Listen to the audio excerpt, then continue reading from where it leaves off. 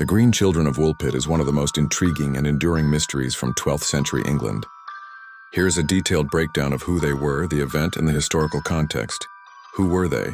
The Green Children were a boy and a girl who, according to legend, appeared in the village of Woolpit in Suffolk, England, during the harvest season.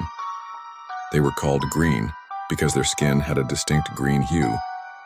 They spoke an unknown language, wore clothes made of unfamiliar material, and initially would not eat any food except raw beans. The event is consistently placed in the 12th century, during the reign of King Stephen or King Henry II. The most reliable sources date their appearance to c. 1150. The village of Woolpit, which derives its name from the Old English wolf pit, meaning a pit for trapping wolves, was located in the county of Suffolk, part of the estate of the powerful abbey of Bury St. Edmunds.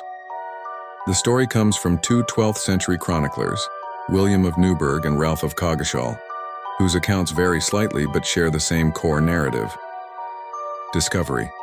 Villagers discovered the children, a brother and sister, disoriented and frightened at the mouth of one of the wolf pits that gave the village its name. Their appearance. Their skin was green, they spoke a language no one recognized, and their clothing was of a strange color and fabric. Food. They refused all food offered to them for days, seemingly starving, until they were presented with raw broad, fava, beans, which they eagerly consumed. 4. Assimilation and tragedy. The children were taken in by local landowners, often identified as Sir Richard de Calne. Over time, they learned to eat other foods, and their green coloration gradually faded. They were baptized into the Christian faith. The boy's fate. Sadly, the boy soon became sickly and died. The girl's story. The girl, named Agnes, survived, learned English, and was eventually able to tell her story. She claimed she and her brother came from a land called St. Martin's Land, where everything was green. The light was perpetual twilight, like a perpetual dusk or dawn, and there was no sun. She described her people as Christian. She said they were tending their father's flocks when they heard a loud noise, described as bells by Ralph of Coggeshall, and suddenly found themselves in the wolf pit in Woolpit.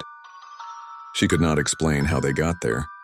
The girl Agnes reportedly grew up, married a man from King's Lynn, reportedly an ambassador of Henry II, and lived a normal life, though she was considered rather loose and wanton in her conduct by William of Newburgh. Historical theories and explanations. The story has fascinated historians and folklorists for centuries. The most plausible explanations are a mix of history and folklore. 1. Historical Flemish immigrant theory, most plausible. This is the most widely accepted historical explanation. In the 12th century, King Henry